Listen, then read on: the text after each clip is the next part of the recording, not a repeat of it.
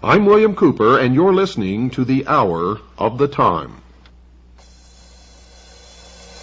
Hail, hail, rock and roll. Long live rock and roll. Rock, rock, rock and roll. Hail, hail, rock and roll. Up in the morning and out to school. The teacher is teaching the golden rule. American history, practical math. You're studying hard, you're hoping to pass. Working your fingers right down to the bone. The guy behind you won't leave you alone. Ring, ring goes the bell. The cook in the lunchroom is ready to sell. You're lucky if you can find a seat. You're fortunate if you have time to eat.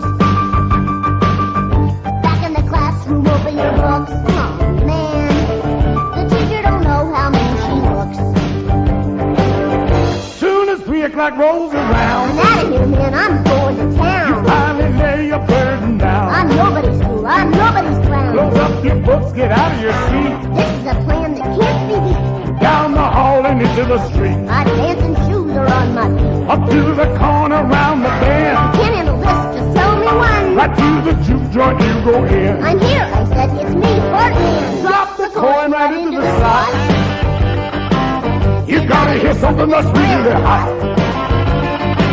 With the one you love, you're making romance. All day long you've been wanting to dance. Oh yeah. I'm feeling the music from head to toe. Round and round and round you go.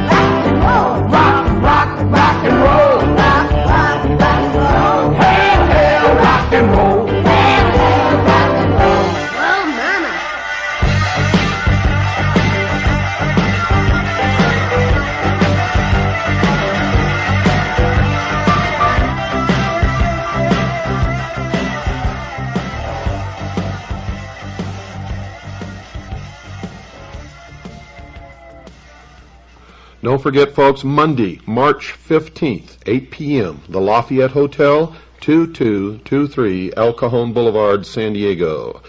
I'll be giving a presentation called The Sacrificed King. I will show you, absolutely, with no doubt whatsoever, who killed John F. Kennedy. I'll tell you right now, but you're going to have to come and see this presentation before you'll believe it. He was actually assassinated by the Scottish Rite of Freemasonry. You will be amazed to see what Dealey Plaza really is. It's not just an innocent little park in Dallas at all. The occult symbology connected to the Kennedy assassination cannot be refuted by anyone. Don't miss it. Monday, March 15th, 8 p.m., the Lafayette Hotel, 2223 El Cajon Boulevard in San Diego. I will be there. The price of admission is $40. For CAGI members, it's $30. Bring your friends, bring your relatives. Once and for all, you will have the answer that you need, and you can begin to do something about this. All of you. Because I'm going to be giving you some things that we can do to stop this in its tracks during this series. Also, we need money, folks. We need donations to stay on the air. If you want this show to stay on the air, make a check or money order out to WWCR, not to me. I don't want your money. It goes right directly to the radio station. Make checks or money orders out to WWCR, not to me. Send them to Stan, Post Office Box 889, Camp Verde, Arizona, 86322. That's Stan, Post Office Box 889, Camp Verde, Arizona, 86322. Or you can call Stan and talk to him, ask him to send you a packet of information. His number is 602-567-6109. That's 602-567-6109. Now, if you'd like to join CAGI, that's the Citizens Agency for Joint Intelligence, send $45 along with your name and address. Tell us you want to join CAGI, and we'll put you on the rolls. Now, if you live in another country outside the United States, the membership fee is $55, and yes, you too can join. We're interested in saving the Constitution, the United States of America, and freedom for the world, so you're not left out no matter where you live. Okay? If you're interested in purchasing my book, Behold a Pale Horse, which has many of the answers in it that you're all looking for.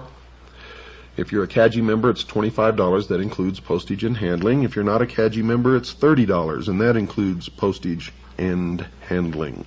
Send it to the same address, to Stan, Post Office Box 889, Camp Verde, Arizona, 86322. Now, at the Lafayette Hotel that weekend, the 12th, 13th, 14th, and 15th, we'll be there. We'll have a table. My books will be there. Also, tapes of the Kennedy assassination will be there. Also, tapes of my Atlanta lecture, which is over 7 hours in length. They will be there. If you like to get a copy of those, also my book, Behold a Pale Horse. So I hope to be able to see you there. I want to see CAGI members for sure, and anybody that's a listener to this program. I'd love to meet you, shake your hand, talk, and I'm going to be making myself available to spend with you people when you come. Now, this is a conference. It's called the National New Age and Truth About UFOs Conference. I have nothing to do with the New Age movement, folks, and I am not a ufologist. I have nothing to do with that. But I have been invited to give a presentation on Monday night at 8 p.m., and I'm going to be there and do that. You see, I'll go anywhere and talk to anybody. I love people. My mission is to deliver a message to everyone. One of the reasons that the New Age movement has made such inroads is that most of you out there have abdicated. You've given it up to them. You see, anybody can get a table at any of these conferences, if you want to call them that, or shows, or whatever you want to call them, meetings, expositions. Anybody can buy a table. All you have to do is write to the organizers, say you want to buy a table, pay your money, and you got a table. It's simple. I know that these people are just as misled as everybody else, so I want to talk to them too. I'll talk to anybody. You want me to come to your town? Call Stan. Ask him how to do it. You can get me to your town too, to speak. Folks, something is wrong in America, no doubt about it. There's a new religion appearing.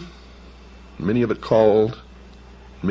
call it the New Age religion, and it appears to be the exact opposite of the Old Age religion, meaning the religion of the Jews and the Christians. It's not really that different. I've studied it. I've talked to people who practice it. They claim it's not a religion, but it is. Christ has ceased to become a man, the Son of God, the actual manifestation of God in the flesh on earth, and has become the consciousness, the Christ consciousness. And anyone can be Christ if they have this Christ consciousness in the New Age religion. Now, these are the two religions, the Christian religion and the Jewish religion, that set the United States on its course, because these religions taught that mankind had some basic human rights. They held that the family was the basic unit in all of the world. They believed in the right to private property. They believed in the unalienable, which is defined as being incapable of being surrendered, right to life. They held that each person had the right to worship their God, and they held that all had the right to freedom of association, as shall be so disclosed during this series. These positions were deemed to be self-evident by those who wrote the American Declaration of Independence and the Constitution, and became the cornerstones of the American civilization. The term self-evident, folks, means that these human rights were not worthy of debate because they stood on their own simply because they were true. They could not be debated because they were creator endowed by God. Yet, folks, today these cornerstones of American life are no longer self-evident to many. They are being publicly discussed. People and organizations are now debating whether an individual has the basic human rights to life, liberty, and property. There's a great danger in this. Friedrich Wilhelm Nietzsche, a German philosopher and one of the teachers of many of the world's leading communist revolutionaries and international socialists, put the argument quite succinctly in this statement, quote, "I condemn Christianity. I raise against the Christian church the most terrible of all accusations that any accuser uttered. It is to me the highest conceivable corruption," unquote. Remember, the priests, the initiates of the mystery schools, believe that Christianity is a corruption of the mysteries, the worship of Lucifer, represented by the sun, the light, Osiris. Tex Mars, an author who has written in opposition to the New Age, wrote this about their hatred of the Christians, quote, "The New Age believer is told, you could be a god in the next instant if only those horrible Christians weren't around with their poisonous attitudes," unquote. That thought was illustrated by another of the important New Agers, David Spangler, who wrote this in his book entitled Reflections on the Christ. Quote, "We can take all the scriptures and all the teachings and all the tablets and all the laws and all the marshmallows and have a jolly good bonfire and marshmallow roast because that is all they are worth," unquote. So the New Age, like the Masons, feel that Christianity is the enemy, a force to be countered, not by open debate, but by contempt and ridicule, and as shall be illustrated later, by even murder. And remember, the source of the New Age movement is the order of the Freemasons. Other parties wish to join the debate. In 1911, the Socialist Party of Great Britain published a pamphlet entitled Socialism and Religion, in which they placed their position about religion into the arena. Quote, "It is therefore a profound truth that socialism is the natural enemy of religion. A Christian socialist is in fact an anti-socialist. Christianity is the antithesis of socialism, unquote. So the socialist, the New Ager, and the Mason have declared war on the Christians. And, as in every war, the enemy must be defeated, even by bloodshed if necessary. This war has deep roots in history, and I will cover those roots so that you will understand it perfectly where this came from. This war is no different. Bloodshed is anticipated by all parties in the battle. Lavetti Lafferty and Bud Hollowell, two New Agers, started the discussion about how their religion sanctions the use of violence against the Christian community. They wrote the following in their book entitled The Eternal Dance, quote, "This is a time of opportunity for those who will take it," apparently meaning the New Agers, the initiates of the mystery religions, socialists. "For others," apparently the Christians, "if the earth is unsuitable for them, if they will not accept the New Age religion, they will go on to other worlds," unquote, which simply means they will be exterminated.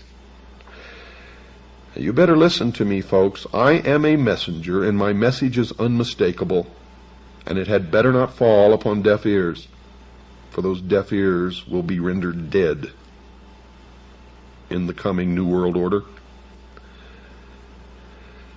Another New Age spokesman, Maharishi Mahesh Yogi, the guru sought out by the rock and roll group known as the Beatles and others, has been quoted as saying, quote, "There has not been and there will not be a place for the unfit. The fit will lead, and if the unfit are not coming along, if they will not accept the New Age religion, there is no place for them. In the age of enlightenment, there is no place for ignorant people. Non-existence of the unfit has been the law of nature," unquote. Another example of New Age thinking on this vital issue came from a pamphlet available in a bookstore selling New Age material. It was published by something called the Guardian Action Publications of New Mexico, and it was entitled Cosmic Countdown.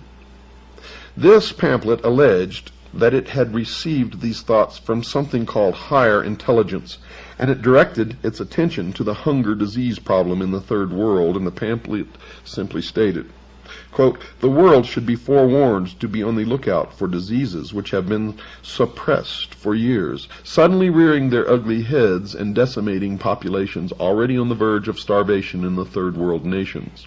Although these peoples will eventually be replaced by the new root race about to make its appearance in a newly cleansed world, nevertheless, for the moment, this is a tragedy," unquote. You see, they have made incredible admissions, but none of you are looking, none of you are reading, none of you are absorbing. In fact, most of you are so stupid that you think that the only thing you should read is what you personally believe in or agree with. How can you exist in this world ignorant of the opinions and the writings and the thoughts of everyone else, including your enemies? The words reveal an incredible scenario. You see, these people in the Third World nations are going to be entirely replaced by what they call, quote, "a new root race," unquote. That eventuality will not be a tragedy. The tragedy is that these people are dying now due to starvation and disease, but when they die later, or they're all gone and they're replaced by the new root race, that won't be a tragedy. The concept that a new race of people will inhabit the world in the New Age millennium has been expressed by other believers in the religion. Ruth Montgomery, previously mentioned, has written about that change. Quote, "Those who survive the shift will be a different type of people from those in physical form today, freed from strife and hatred, longing to be of service to the whole of mankind. The souls who helped to bring on the chaos of the present century, apparently the Christians and the Jews, will have passed into spirit to rethink their attitudes," unquote. To show that the New Agers are talking about the physical death of the enemy, one must only search the writings of other New Agers. Another believer to write on the subject of the destruction of those who will not accept the new religion was Ruth Montgomery, and she has been quoted as saying in a transcribed interview carried by a magazine called Magical Blend, quote, "Millions will survive and millions won't. Those who won't will go into the spirit state because there is truly no death," unquote.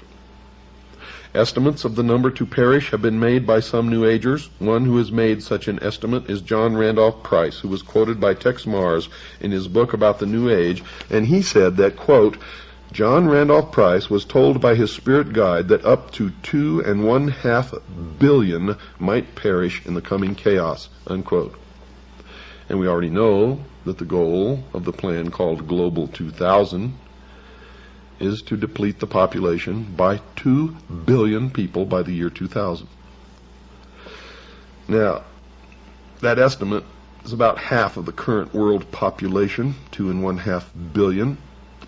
Another estimate of the number required to die because they will not accept the new religion was offered by the so-called Tibetan master, Dwal Kul, who has said in one of his channeling experiences that 1/3 of all humanity must die by the year 2000. And that would be about 2 billion people, at least. Channeling is one of the strange activities occurring inside the New Age religion. I have witnessed this, and I can tell you most channelers are just fraudulent con artists who are taking the money of those who pay to hear this channeling from dead spirits or ancient teachers or other world spirits. Some of the believers claim that they have the ability to call forth the deceased spirit of someone who lived many years before. Quite often, these spirits claim to be the ascended masters, those who have gone on to discover the eternal truths of all creation. One such believer who claimed to be in touch with a master was Alice Bailey, previously mentioned. Her spirit called himself Dwal Kul, and she claimed he spoke through her, saying, quote, Death is not a disaster to be feared. The work of the destroyer is not really cruel or undesirable. Therefore, there is much destruction permitted by the custodians of the plan, and much evil turned into good, unquote. Now, just what the plan constituted was told to the world by Benjamin Krim, another New Age leader. He placed an advertisement in about 20 newspapers all over the world on April the 25th, April the 25th, 1982, that defined the term. The ad read in part, quote, What is the plan? It includes the installation of a new world government and new world religion under Maitreya, unquote.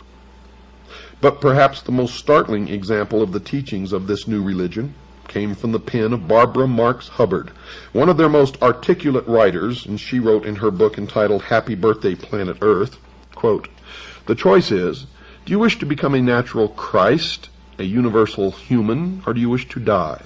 People will either change or die. That is the choice, unquote. So the people of the world will be given a choice. They will choose to accept the new religion, or they will choose to die.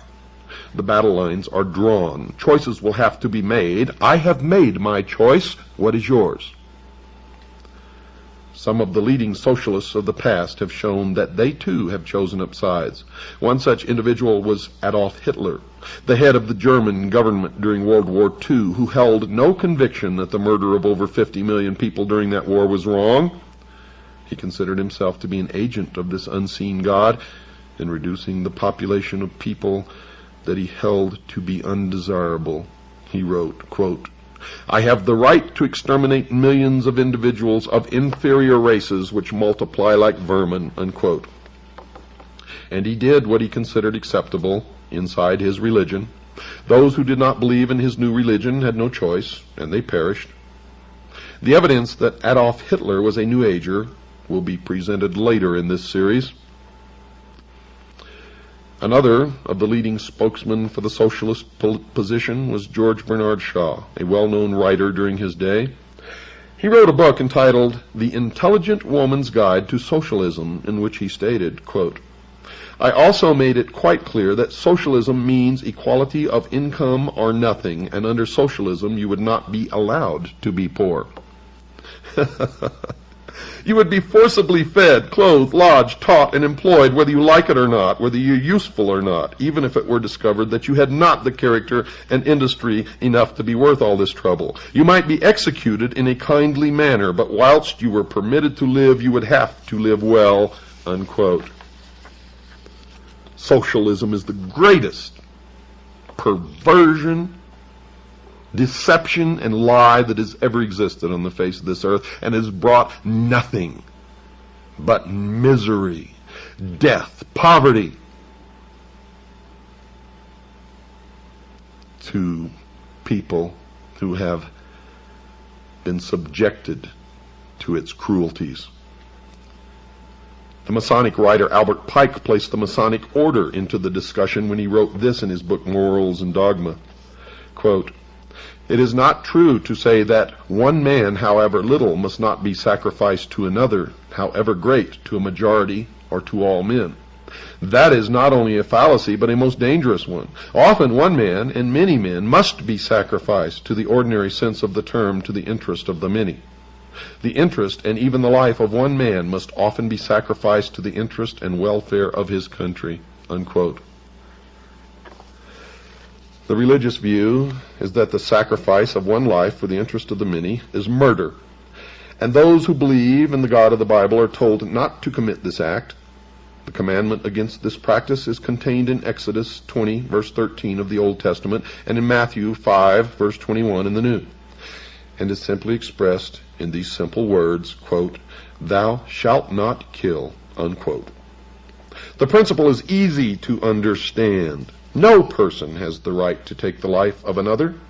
This understanding is nearly worldwide. There are, of course, cultures that have determined that human sacrifice, cannibalism, and murder are acceptable forms of behavior, but these are rare in the history of man.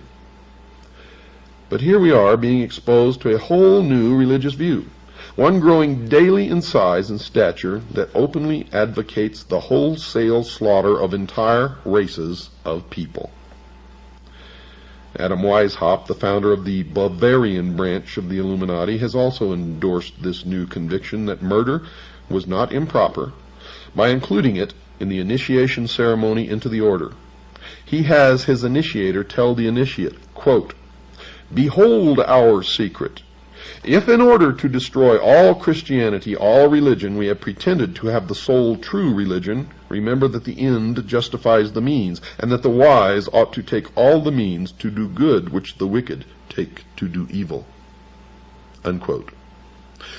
The initiate was told that he may use whatever means, murder included, to achieve the goals of the association that he was joining, and that the major goal of the Illuminati was the destruction of all religion, including Christianity. That meant that if Christians physically stood in the way, they would be removed by simply murdering them. Weishaupt even went so far as to say that anyone not willing to take the life of another was unfit to join the Illuminati. He wrote the following in a letter to a fellow member in 1778, quote, "No man is fit for our order who is not ready to go to every length," unquote.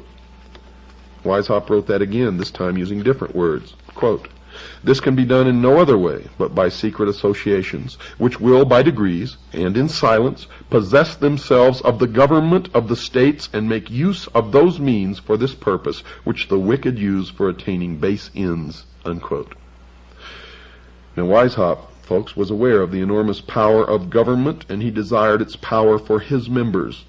He committed his organization to its infiltration. Then he committed it to unspeakable purposes, anything that would further the goal of the Illuminati. He even went on to grant permission to his members to distort the truth by lying if it would further their goals. He wrote this, quote, "There must not a single purpose ever come in sight that may betray our aims against religion and the state. One must speak sometimes one way and sometimes another, but so as never to contradict ourselves, and so that with respect to our true way of thinking we may be impenetrable," unquote.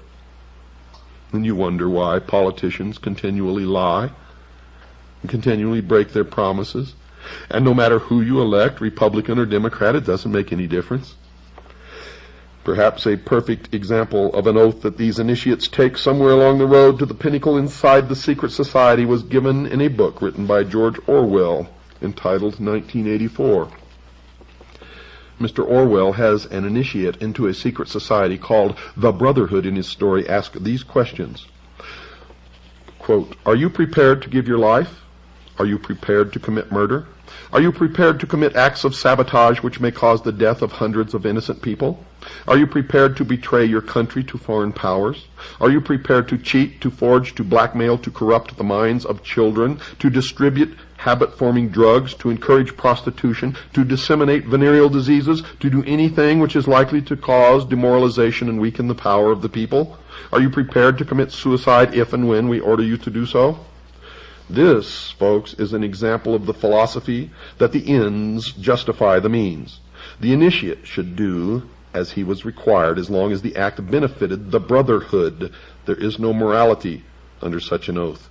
So murder of the unfit, those unwilling to adopt the new religion, will be acceptable, and those who do the annihilating are to feel no remorse. In the view of the New Age religion, the murderers have served mankind well. But this callous disregard for the right to life of every human on the face of the earth has been predicted before in the New Testament. John was moved to write in John chapter 6, verse 12, quote, "Yea, the time cometh, that whosoever killeth you will think that he doeth God service," unquote. The New World Order, ladies and gentlemen, will sail in on a sea of blood. We have to take a short break now, folks. Don't go away. I'll be right back after this short pause. Can you hear me in the booth? Loud and clear, Lisa. Oh, good. Thank you, sir, for letting me be in a real studio. It's a genuine thrill, sir. Could I trouble you with one request? Sure thing. No synthetic sound, please. I want all live musicians.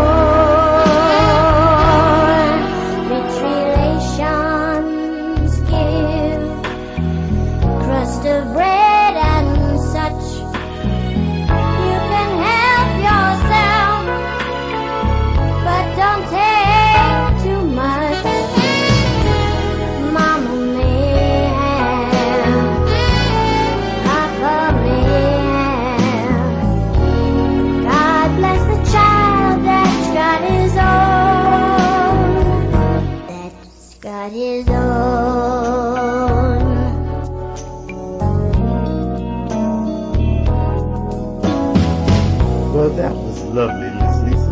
Very soulful. Thank you, Mr. Murphy. Now let's play a little blues.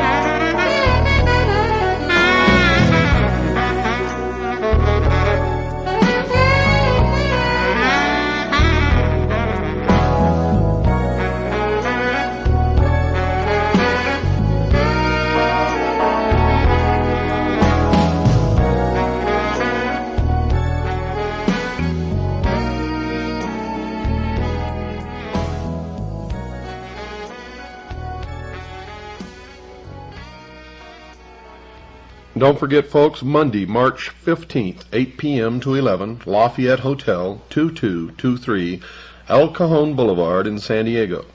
That's Monday, March 15th. I'll be there from 8 to 11, the Lafayette Hotel, 2223 El Cajon Boulevard, San Diego. I'm going to present a lecture with quite a bit of videotape entitled The Sacrificed King, and prove to you once and for all beyond any shadow of a doubt that John F. Kennedy was not killed by our government, but by the mystery schools, specifically the branch known as the Scottish Rite of Freemasonry. You will see the missing frames, the footage of the Zapruder film that the public has never been allowed to see before. You'll see it with your own eyes. You're going to see and hear things that are going to stretch the bounds of credibility, stretch your imagination, but it will all become clear to you. You will have no doubts when you walk out at the end exactly who killed Kennedy and why. Well, let's continue here. The New Age religion, folks, is going to have a worldwide leader, a charismatic political and religious leader that they call Lord Maitreya. At least so far that's who they call him, or that's what they call him. This individual, as far as I know, has not made his public appearance yet, but the New Agers claim that he is on the earth at the present time. They claim that he came to live with the Asian community in East London, England, in July 1977 by descending from his ancient retreat in the Himalaya mountains along the border of India and Tibet. They further believe that his imminent emergence into full public view is assured. They also claim that this individual is the one that the Christians call Christ, the Jews call the Messiah, the Buddhists call the fifth Buddha, the Hindus call Krishna, and the Muslims call the Imam Mahdi. In other words, all of the major religions of the world are awaiting the arrival of this one individual. It is their claim that this one individual living now in London is the one expected by all of these religions. However, when we search London with a fine-tooth comb, we can find no trace of any living individual named Maitreya or fitting this description, or recognized as this religious leader. Isn't that strange? And they say that he is on the earth now, patiently waiting for the appointed time to reveal his existence to the peoples of the world. They say that he will apparently assume the leadership of all of these religions, and when he does, he will create a one-world religion. The New Agers have written that in the esoteric tradition, previously defined as being intended for or understood by only a chosen few as an inner group of disciples or initiates, in other words, the esoteric means hidden. They claim that the word Christ is not the name of an individual, but the name of an office or function within the spiritual hierarchy of masters. They claim that the masters are a group of perfected men who have guided human evolution from behind the scenes for centuries, and they believe that this Lord Maitreya is that Christ. Now, Manly P. Hall has written of this individual by identifying him as, quote, the way, the truth, and the life, which coming to every life redeems all who accept it, unquote. Tex Mars has quoted this individual as saying, quote, my army is ready for battle, my masters of wisdom and myself at the head. That battle will be fought for the continuance of man on this earth. Rest assured that my army shall triumph, unquote. Well, it appears that the battle to be fought between the followers of Lord Maitreya and the rest of humanity is still in the future. But at least one of the participants has an army already prepared. How about you? One who claims to have seen the birth in a vision of someone who seems to fulfill the requirements of this Maitreya was astrologer Jean Dixon. Her major claim to being a prophet is her prediction, reportedly made before the event of the assassination of President John Kennedy in 1963. However, her credentials were dealt a serious blow in 1968 when she also prophesied that the Soviet Union would be the first to put a man on the moon.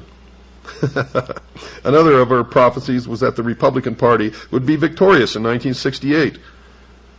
and it was with the election of Richard Nixon, a Republican. But she also predicted that within the following decade, 1970 to 1979, the two-party system, as we have known it, will vanish from the American scene. She further predicted that Richard M. Nixon had excellent vibrations for the good of America and would serve the country well. So you can see that she is a very accurate person from which to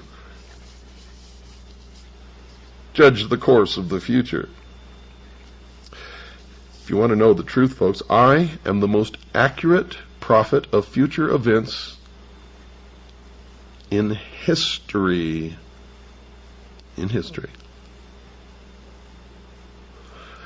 Those who question her inability to correctly predict that America, not the Soviet Union, would become the first to place a man on the moon, and that the two-party system has not vanished from the scene, and that President Nixon apparently did not have good vibrations for this nation, and would later be removed from office by the event commonly referred to as Watergate, can only presume that she must have been given inside information about the assassination of President Kennedy.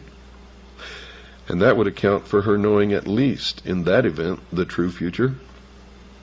Secondly, one can only wonder why this non-prophet should be listened to about anything after her appalling record on prophecies, but there is reason to believe that she might have been asked to write an account of this vision of the important birth by the New Age religion, because they wanted the official imprimatur of someone commonly referred to as a prophet.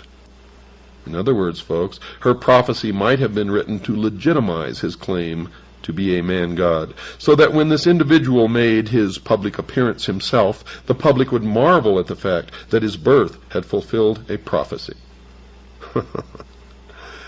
But in any event, Ruth Montgomery wrote a book about her entitled The Gift of Prophecy, in which she wrote about the very revealing and intriguing vision that Jeane Dixon allegedly had.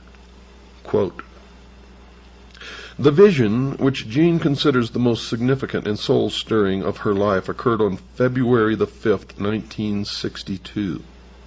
She saw the brightest sun she had ever seen." Isn't it funny how that sun always pops into this stuff? Now remember that reference to the sun, folks. "Stepping out of the brightness were a pharaoh and Queen Nefertiti." Remember here that these two individuals were Egyptians. Now this will become significant later on. In fact, it's already significant if you've been listening to this show. The couple thrust forth a baby as if offering it to the entire world. Now another interpretation, because they sprang from the sun, could be that this is Osiris and Isis and the child is Horus, and that is exactly the esoteric real interpretation, although Jeannie Dixon never said this. Jean looked at the baby and then said, according to the author, quote, "I knew here is the beginning of wisdom," unquote. Remember what I told you? Osiris is the doctrine, Isis is the church, the child Horus is the body of illumined initiates. So what Ruth Montgomery wrote can be summarized as follows. A sun deity gives the world a child from Egypt who possesses enormous wisdom, and this event allegedly took place on February the 5th, 1962. The interpretation of these symbols have already been discussed and will continue to be discussed during this series, and the significance will be plain to all. Jean then says, quote, "A child born somewhere in the Middle East shortly after 7 a.m. Eastern Standard Time on February the 5th, 1962, will revolutionize the world. Before the close of the century, he will bring together all mankind in one all-embracing faith. Mankind will begin to feel the great force of this man in the early 1980s, and during the subsequent 10 years, the world as we know it will be reshaped into one without wars and suffering. His power will grow greatly until 1999, and this year is extremely significant, as will also be discussed, at which time the peoples of this earth will probably discover the full meaning of the vision," unquote. So according to this vision, a child born on February the 5th, 1962, will grow up to bring a one-world religion onto the face of the earth, and his efforts will be successful in 1999.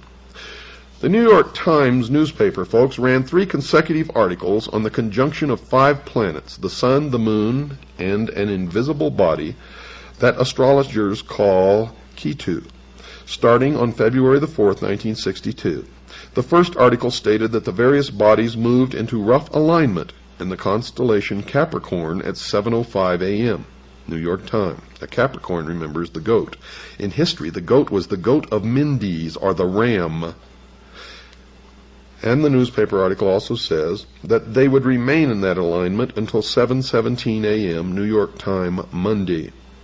The goat of Mendes, the ram, is also another word or another name for Lucifer, Satan. However, the article went on to say that most of the people in India became alarmed because most astrologers were making predictions of disasters. There were a few astrologers who were predicting good for the world as a result of this alignment, but few Indians appeared to be paying them much heed. Now couple that with Gene Dixon's prediction that the child was born on February the 5th, 1962, midpoint in this alignment, and what do you get? They're going to great pains to prepare the world for something.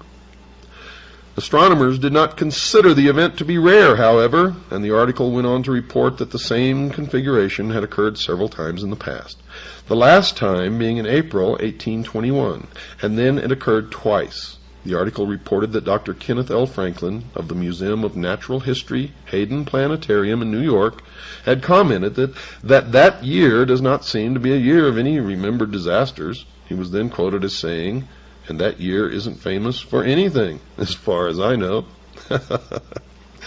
Dr. Franklin also commented on the body the astrologers call Ketu. He speculated that it may be some sort of astrological addition used to make everything come out right. He then added that he believed Ketu to be the invisible planet that is frequently taken into account in astrological reckonings, but that he had no idea how it was possible to keep track of something that no one could see, and as far as he knew, didn't even exist. The Times carried another article the next day, Monday, February the 5th, 1962, the date that this supposed child was born, and it repeated the concern of the Hindu astrologers. In fact, that headline read, "Hindu astrologers still say it's doomsday," and the subheadline read, "Peaceful beginning of planetary event is viewed gravely." Now, the third article in the series ran on Tuesday, February 6th, 1962, and carried the headline, quote, "Doomsday in India, uneventful," unquote. The article reported that the Indian astrologers had predicted a variety of disasters, earthquakes, tidal waves, devastating fires, and warfare, to name but a few, but that none of these events had occurred. Furthermore, the article reported that Hindu priests had claimed that the reason nothing had happened was because their prayers to their God had been answered. But folks, none of these 3 articles mentioned the birth of anyone on these 3 days. Furthermore, none but a few astrologers had believed that something good was going to happen, and that only a few in India had even listened to them. Only Gene Dixon, another astrologer, had seen a vision of something beneficial, in this case the birth of a baby full of wisdom at about the midpoint of the 3-day affair. One can only wonder if once again she missed the mark and was involved in another error, or if she was intentionally made to set up the world to welcome someone named Lord Maitreya. In any event, these people claim that the Lord Maitreya will appear shortly to the entire world and start everyone off on a road to a one-world religion. Helena Petrovna Blavatsky, in her book entitled The Secret Doctrine, called him, quote, "the Dragon of Wisdom," unquote. So it appears that the one call that Gene Dixon made that appears to match other comments is her statement that the baby she saw in her vision was full of wisdom. If the baby she claimed to have seen in her vision was Lord Maitreya, then she was right, because others have claimed that Lord Maitreya is full of wisdom. However, there is still reason to believe that she was given inside information by some New Agers who wanted to have this Lord's birth prophesied so that when he did surface, the New Agers could claim that his birth had been a fulfilled prophecy. So the world awaits the visible appearance of Lord Maitreya. Ladies and gentlemen, dear listeners, so that you would realize that I'm not making any of this up, I took last night's program and tonight's program verbatim from the introduction all the way through Chapter 3 of a book entitled The New World Order by my good friend A. Ralph Epperson. Again, the title of the book is The New World Order by A. Ralph Epperson, and you can order that book in any good bookstore. If you can't find it in your area, contact us and we will make arrangements with Mr. Epperson to be able to furnish that book to you if you would like to purchase it. I also recommend that you purchase my book, Behold a Pale Horse. It's a handbook for what's going to happen in the coming years, especially in this country. And without it, you will be crippled. If you would like to purchase my book, Behold a Pale Horse, if you're a CAGI member, send $25. That includes postage and handling. If you're not a CAGI member, send $30. That includes postage and handling. Also ask for a packet of information on how to join CAGI and all of the other things that we have available for you. Send it to Stan at Post Office Box 889, Camp Verde, Arizona, 86322. That's P.O. Box 889, Camp Verde, Arizona, 86322. Or you can call Stan at 602-567-6109. That's 602-567-6109. While you're at it, folks, reach way down deep into your pockets. Make a check or money order out to WWCR to help us pay for this airtime. If you like this show, if you want it to continue, then please make out a check to WWCR and send it along with your request for information to Stan. Folks, we are nearing the end of the road of civilization as we know it, unless we wake up. Unless we take control and make sure the future is what we want it to be. And one of the things that we must do now immediately is stop fighting amongst each other. Stop fighting the man who doesn't look like you, or the woman who doesn't look like you, the people who have a different skin color than you do. We must learn to live together, and it's nobody else's business what somebody else's religion is. It doesn't hurt us if they want to practice their religion as long as they are not hurting us in the process. So why go to war with them? We are all brothers and sisters in this world, no matter who we are. Let's learn to live together and love each other. Good night, and God bless each and every one of you.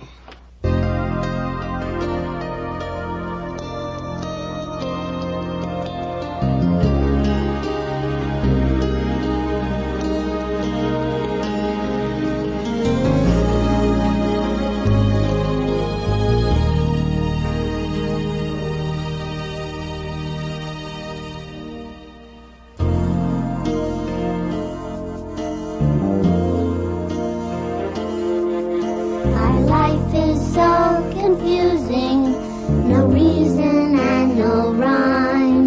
We've got this funny feeling, getting old before our time. Give me what you got, give me what you got, I want what you got, give me what you got. What kind of luck brings such confusion? Shuts out the sun and kills all gleam. What are these blues? We're here to tell you. It's sibling rivalry. I don't wanna share, I wanna make you nuts. Give me what you got, gotta have it all. Sometimes I see her doing homework. I'm working hard all by myself. And who can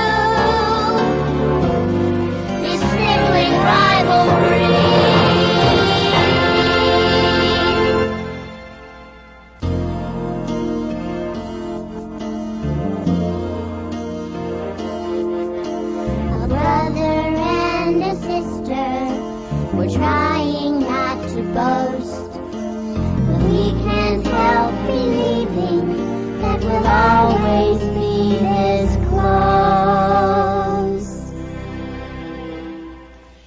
Siblings find it oh so hard when it comes to giving. Yet their wives try taking background for a